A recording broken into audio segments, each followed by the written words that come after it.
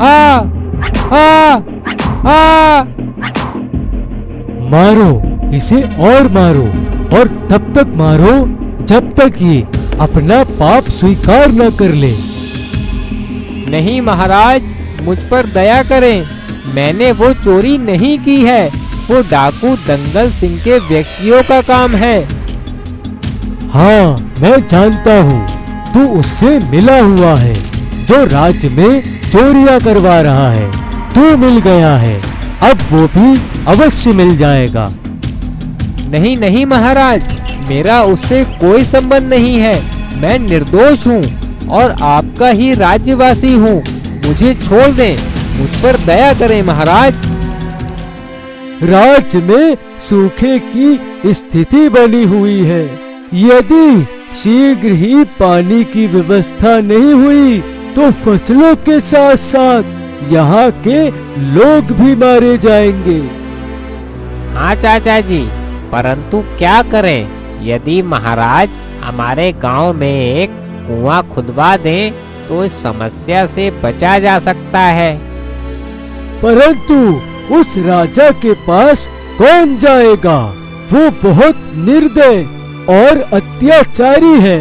हमारी समस्या सुनने से पहले ही हमें फांसी पर लटका देगा। तो यहाँ हाथ पर हाथ धरे बैठे रहने से हमारी समस्या का समाधान नहीं होगा चाचा जी। हमें स्वयं ही कुछ करना होगा।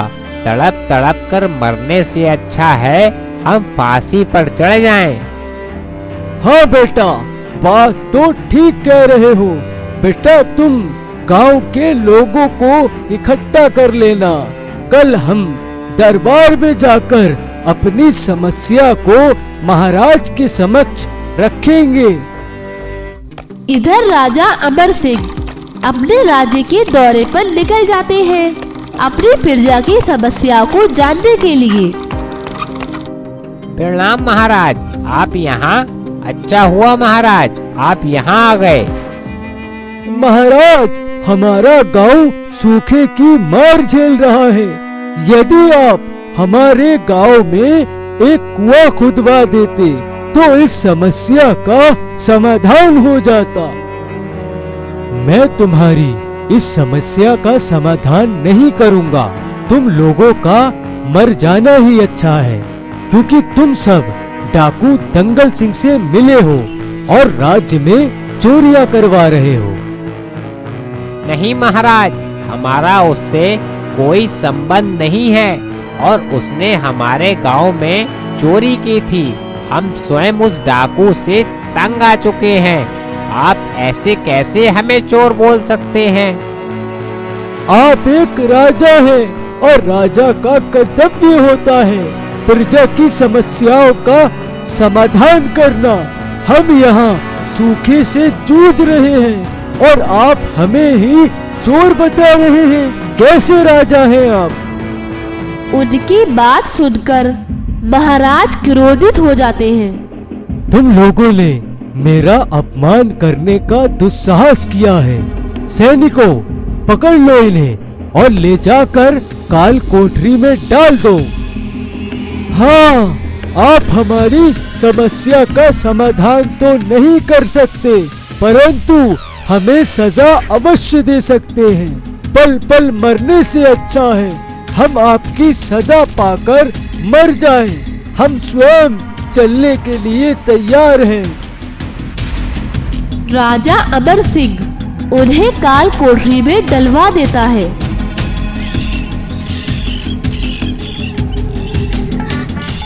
साला सरदार, आप इस पंडित को यहाँ पकड़कर क्यों लाए हैं?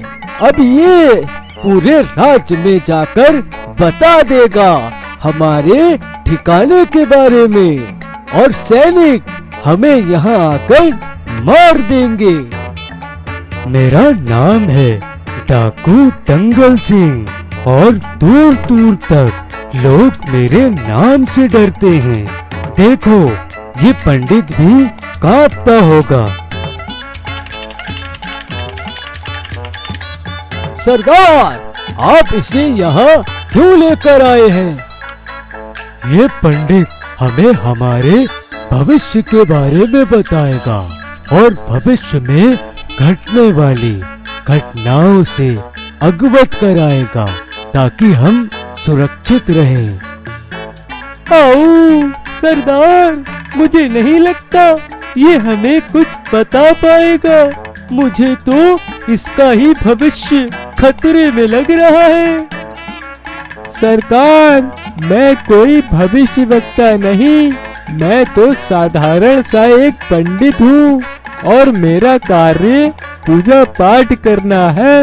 मैं किसी के भविष्य के बारे में नहीं बता सकता, पर हाँ इतना अवश्य कहूँगा कि आप एक दिन इस राज्य के राजा बनेंगे। राजा। क्या राजा बनूंगा? पर वो कैसे?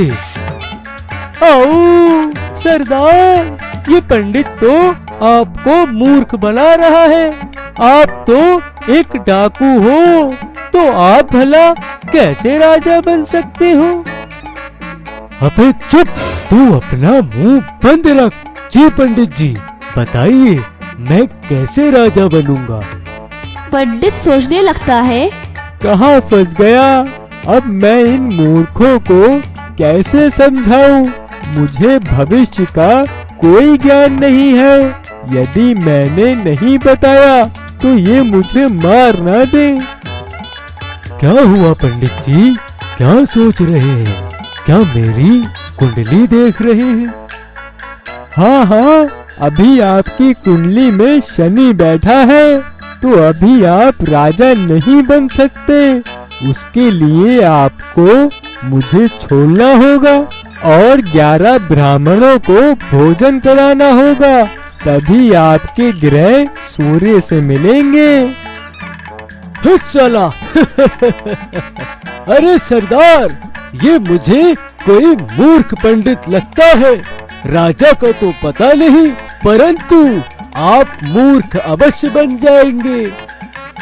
तो ठीक है, अब ये पंडित हमारे साथ तब तक रहेगा जब तक कि मैं राजा नहीं बन जाता और हमें दिशा निर्देश देगा। नहीं नहीं महाराज, यदि मैं आपके साथ रहा तो मंदिर में पूजा पाठ कौन करेगा? मेरा जाना आवश्यक है। तो ठीक है, जा टिंकू, पंडित जी को स्वर्ग पहुंचा दे।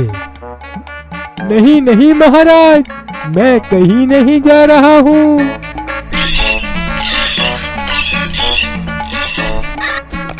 अब वह डाकू चोरी करने के लिए निकलते हैं और साथ में पंडित जी को भी ले जाते हैं। आओ पंडित जी, बताइए आज कहाँ डाका डालना उचित और सुरक्षित रहेगा? हे भगवान, मुझे क्षमा करना, मैं इस चोरी का भागीदार नहीं हूँ। इन पापियों ने मुझे पकड़ रखा है। कहाँ खो गए पंडित जी, बताइए। नहीं नहीं, कहीं नहीं, इसी मार्ग से एक बहुत धनवान व्यक्ति गुजरेगा, आप लोग उसे लूटो। ठीक है, तो सारे लोग छिप जाओ और उसके आने की प्रतीक्षा करो। सारे लोग यहाँ वहाँ छिप जाते हैं। मिलेगा बेटा, भगवान के नाम पर तुम इस मजबूर और बेसहारा की मदद करोगे तो तुम्हें इसका फल भगवान अवश्य देगा। अबे पंडित, ये क्या? ये वही धनवान व्यक्ति है जिसकी तू बात कर रहा था? हाँ सरकार, ये वही है। साला, रुक जा भिखारी, यदि तूने आगे बढ़ने का प्रयास किया तो मैं तुझे गोली मार दूंगा। बेटा, आपके हाथ में तो खंजर है। जो भी है, चल, तेरे पास जितना भी माल है सब निकाल, जल्दी कर। बेटा, मैं तो एक भिखारी हूँ, मेरे पास कैसा माल? ये भिखारी नहीं, बहुत धनवान व्यक्ति है।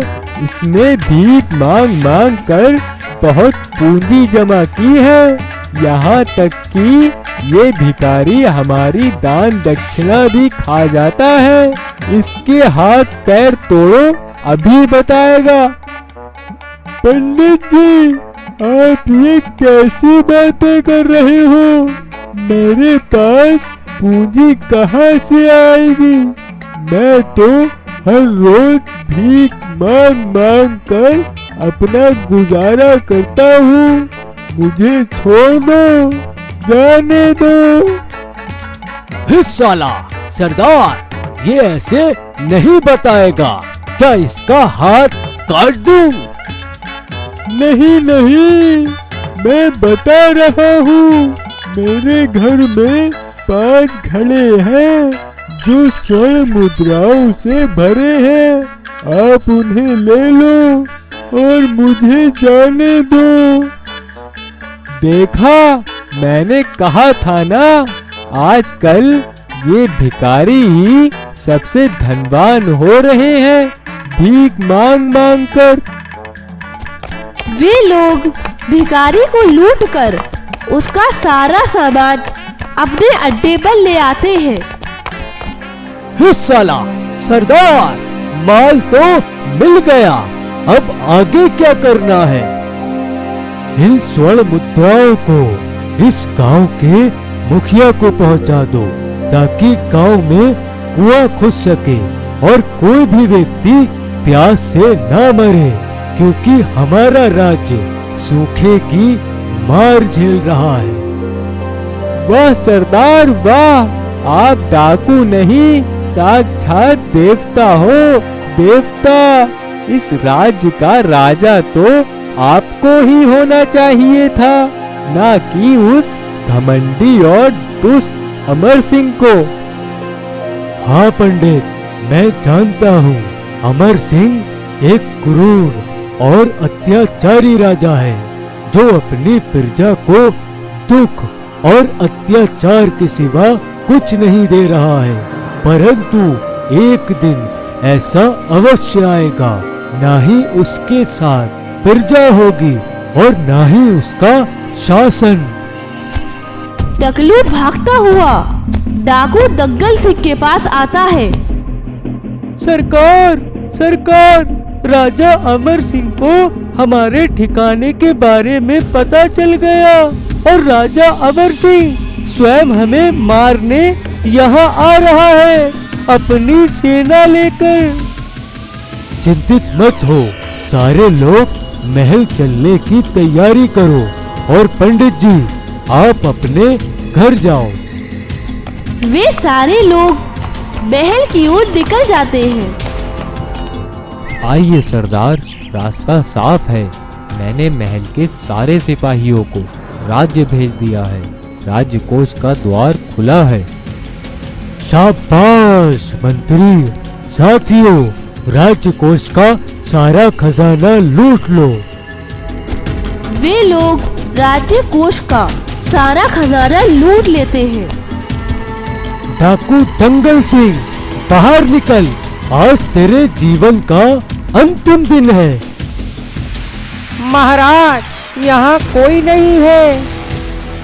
क्या लगता है उसे हमारे यहाँ आने की सूचना मिल गई, इस कारण वो यहाँ से भाग गया। महाराज, महाराज, मुझे खोलिए महाराज। अरे मंत्री, तुम यहाँ, पर तुम्हें यहाँ किसने बांधा? महाराज, डाकू दंगल सिंह आया था। वो राज्य कोष का सारा खजाना लूट कर ले गया और साथ ही साथ सारे कैदियों को भी ले गया। मैंने उसको रोकने का प्रयास किया, पर मैं नहीं रोक सका महाराज। क्या? राजा अमर सिंह ये सुनकर क्रोधित हो जाता है। सैनिकों, खोजो उस डाकू दंगल सिंह को और खोज कर मार दो और राज्य का खजाना वापस लेकर आओ, शीघ्र जाओ।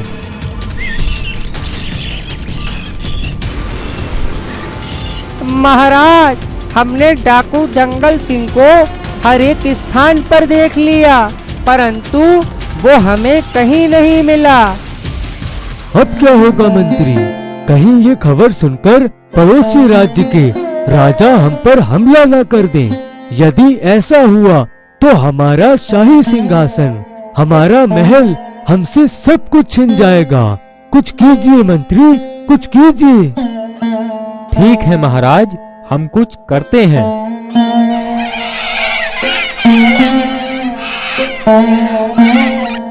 यदि राजकोष का खजाना वापस नहीं लौटा तो राज्य की जनता के साथ साथ आस पड़ोस के राज्य के राजा भी मेरे विरुद्ध खड़े हो जाएंगे और मेरा शासन समाप्त हो जाएगा। नहीं नहीं, मुझे कुछ करना होगा। राजा अमर सिंह बहुत चिंतित हो जाता है राज्य कोष के खजाने को लेकर।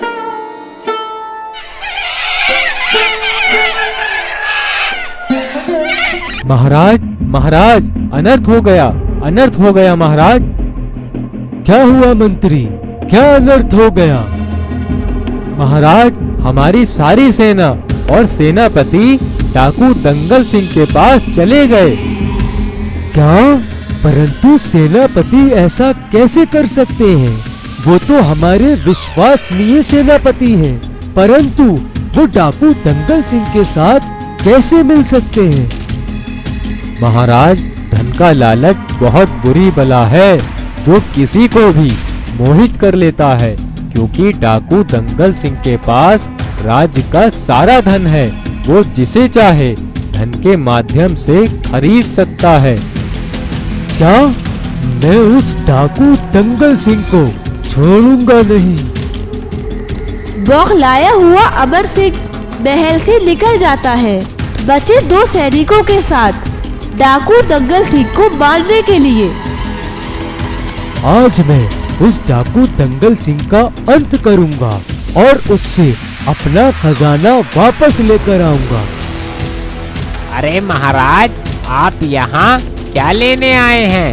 राज्य का सारा खजाना तो आपने लुटवा दिया, अब क्या हमें लूटने आए हैं? तुम महाराज से ऐसे कैसे बात कर सकते हो? ये कोई राजा नहीं, ये एक हत्यारा है, हत्यारा, जो अपनी प्रजा पर अत्याचार के सिवा कुछ नहीं करता। जो राजा अपनी प्रजा को नहीं समझ सकता, उसका शासन अति शीघ्र समाप्त हो जाता है और आपका भी समय निकट आ गया है महाराज। ये सुनकर राजा अमर सिंह सोचने लगता है, ये क्या? मेरी सारी प्रजा तो मेरे विरुद्ध खड़ी है। लगता है मुझे इनको सबक सिखाना होगा। सैनिकों, मार दो इन्हें, इन्होंने अपने राजा का अपमान किया है। सैनिक जैसे ही उन पर हमला करते हैं, वे लोग वहां से भाग जाते हैं। आज तुम लोग मुझसे बच गए, परंतु मैं तुम सबको पकड़कर फांसी पर चढ़वा दूंगा। राजा अमर सिंह डाकू दंगल सिंह की तलाश में आगे बढ़ता है। कुछ दूर चलने के बाद, महाराज, महाराज, मैं आपके पास ही आ रहा था एक सूचना देने, परंतु आप मुझे यहीं मिल गए। सूचना? कैसी सूचना? महाराज, डाकू दंगल सिंह का नया ठिकाना जंगल है, जहां वो अपने साथियों के साथ छिपा है और आपका खजाना भी उसके ठिकाने पर है। यदि आप समय रहते नहीं पहुंचे तो वो सारा खजाना आपकी प्रजा में बांट देगा। कुछ कीजिए महाराज। सैनिकों, शीघ्र चलो। राजा अमर सिंह जंगल की ओर निकल जाता है। जाइए महाराज, जाइए।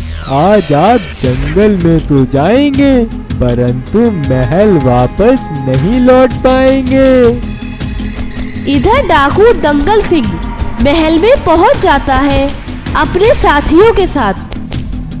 आइए महाराज, ये सिंहासन आपकी प्रतीक्षा कर रहा है। अब से आप हमारे और इस राज्य के एक महान राजा हैं, जो विधिवत रूप से अपनी प्रजा का कल्याण करेंगे। अरे ये क्या, यहाँ तो कोई भी नहीं है। कहीं ऐसा तो नहीं उस पंडित ने मुझे मूर्ख बना दिया। सैनिकों, आसपास देखो, डाकू दंगल सिंह यहीं कहीं आसपास होगा। अमर सिंह पीछे मुड़कर देखता है, परंतु वहाँ सैनिक नहीं होते हैं। अरे ये क्या, सैनिक कहाँ चले गए? अमर सिंह सोचने लगता है, सैनिक भी गायब हो गए। कहीं ऐसा तो नहीं सैनिक भी डाकू दंगल सिंह के साथ मिले हुए हैं। अब राजा अमर सिंह आनन फानन में महल की ओर निकलता है। रुक जाओ, कहाँ घुसे चले आ रहे हो महल में, और कौन हो तुम? क्या, कौन हूँ मैं? नमक हराम, तू मुझे पहचानने से इनकार कर रहा है। मैं हूँ तेरा मालिक और इस राज्य का राजा, राजा अमर सिंह। अरे मालिक, क्षमा चाहता हूँ, मैंने आपको पहचानने में भूल कर दी। राजा अमर सिंह जैसे ही अंदर पहुँचता है, मंत्री, तुम इस डाकू दंगल सिंह के साथ, पर तुम मेरे साथ विश्वासघात कैसे कर सकते हो? मैंने आपके साथ कोई विश्वासघात नहीं किया है। मैंने इस राज्य की जनता को आपके अत्याचार से बचाने और जनता के हितों को बचाने का प्रयास किया है। यदि मैं ऐसा नहीं करता तो ना जाने आप कितने निर्दोष व्यक्तियों की हत्या करवा देते। साला महाराज, इस हत्यारे को फांसी दे दो। इसने बहुत सारे लोगों को मारा है। आओ, हाँ सरकार, इस जैसे पापी का इस समाज में जीवित रहना उचित नहीं रहेगा। मार दो इसे। नहीं, इसे मार कर हम अपने सर कोई पाप नहीं लेना चाहते। इसे महल से बाहर निकाल दो, ताकि इसे ये अनुभूति हो सके कि इसकी प्रजा किस प्रकार अपने जीवन को व्यतीत कर रही है, और पानी पर पहरा लगा दो। नहीं नहीं, ऐसा मत करो। मैं अब किसी के साथ भी दुष्ट व्यवहार नहीं करूंगा। मुझे क्षमा कर दो डाकू दंगल सिंह, क्षमा कर दो। सैनिकों, इसे महल से बाहर निकाल दो। नहीं जाए तो इसे मार दो। अब अमर सिंह स्वयं महल से बाहर आ जाता है और राज्य में घूमने लगता है। देखो देखो भैया, ये भिखारी कौन आ रहा है अपने गांव में।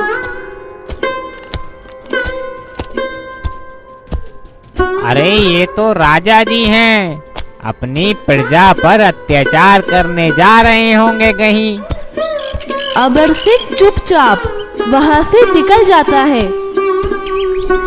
कुछ दिन बीतने के बाद, पानी पानी पानी, मुझे कोई पानी पिला दो, पानी पिला दो। मुझे थोड़ा पानी पिला दो, पानी पिला दो। यदि मुझे पानी नहीं मिला तो मैं मर जाऊंगा, मर जाऊंगा।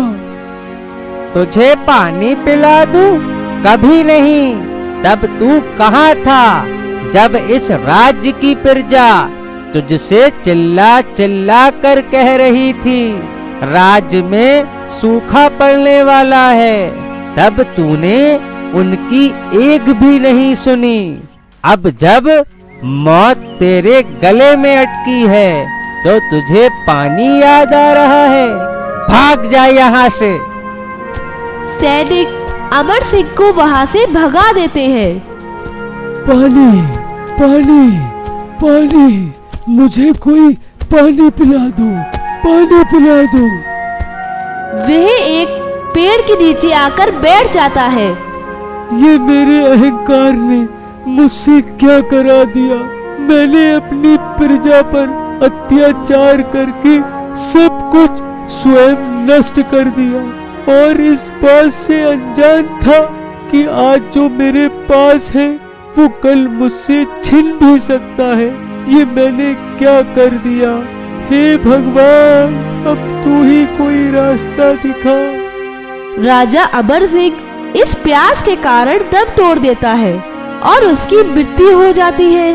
बुरे काम का बुरा परिणाम होता है।